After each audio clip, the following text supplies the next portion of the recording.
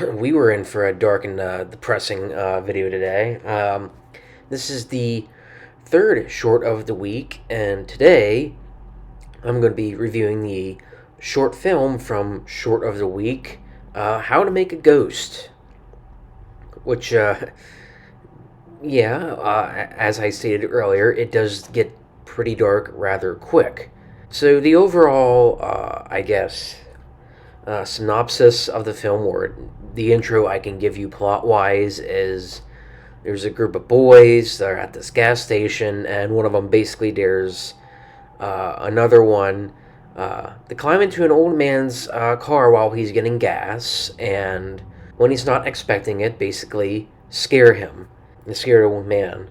So there are some horror vibes to it, obviously, because it's classified as a horror genre, but I would like to think more of it as it's maybe more of a shocker, less horror.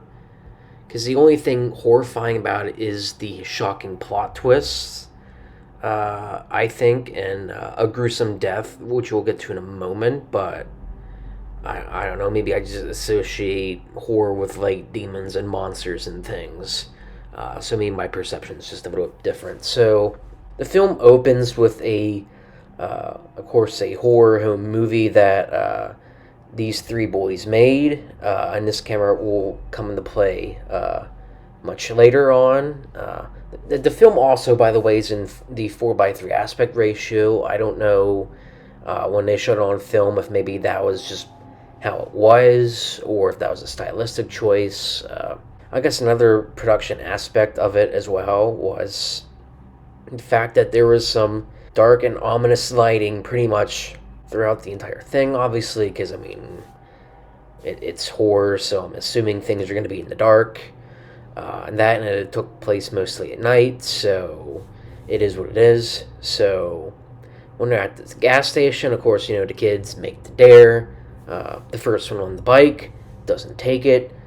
He chickens out, but the little kid, he decides, hey, why not? I'll do the dare, and he takes the camera with him.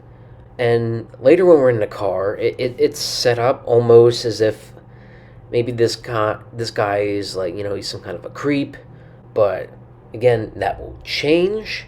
We fast forward to later in the car, because the kid's in there for a while, but he doesn't like initiate his scare immediately. But then the device goes off, and the old man hears this. He stops his radio program, and as he hears the kid move, and of course he lets out, I'm sorry, he gets a crowbar and he whacks him across the head, and this pretty much effectively kills him. But that was in a split-second reaction. Of course, little did he know that, it's a kid in the back here pulling a prank. Because, kids be kids. So after he does realize this, our perception that he's some creepy old man changes, and now he's the one that's horrified with what he's done. It's not like he, brushes it off the shoulder or anything. He's actually horrified that, oh my god, I killed this kid. Now what do I do? And one of the first things he does is, of course, he pulls over, stops driving. He looks at the camera footage, and he discovers their home movie. He discovers the prank they initiated, which was recorded on the camera. And of course, so now that he's traumatized, but he also, he needs to get rid of the evidence. He needs to, get this kid out of his back seat. So he moves him to the trunk. He takes him to a car wash to clean out his car, get all the blood stains and everything out of there, make it as so it never happened. Which for a brief moment did give me Pulp Fiction vibes almost, and probably for the wrong reason. Obviously, because Pulp Fiction was played for laughs, this was played for shock, but I think you get the point. So this man, who we initially thought was a creep, actually literally did scare him. So I think there was a line earlier in the short film where one of the kids says, oh, we're definitely going to scare the old man or something, or oh, we're going to give him a good scare, and in a way, they kind of did. They gave him a scare, although maybe not for the best reason. So after he cleans up the mess, we flash forward to later, and then, of course, these thugs, they come and they steal his car. The cycle of events is sure to continue, I'm sure, because eventually when they discover that there's this dead kid in their trunk, who knows what's going to happen. So that's pretty much the basis for this entire film. So overall, I thought it was pretty well shot. Obviously, the editor knew when to cut. They knew when to use long shots, obviously, and when to put in music. So I'll give it that. But there is one choice in here. I don't know if it's a stylistic choice or if they were missing footage and they needed something to put in. I don't know. It doesn't really bother me, but it did make me notice, is there something missing? So, at the beginning of the film, with the title sequence and whatnot, there's a stark red background that, of course, contains the overall title of the film. But then this stark red backdrop is used later with, overly dramatic operatic music after the guy realizes that, oh no, this kid is dead. And this holds for a fair amount of time. So, and this happens again much later when his car is stolen.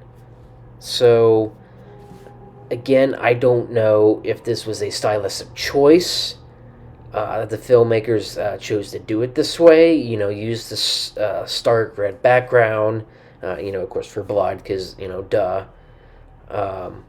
Or if maybe they were just missing some shots or something didn't process right, and then we just needed something to fill, or if it was there for pacing reasons. I don't know. I don't know what the overall production choice was. And then, like I said, it doesn't bother me, but I did notice it, and I don't know what the overall purpose of just having this dramatized red background was for, but yeah, that's pretty much it. That's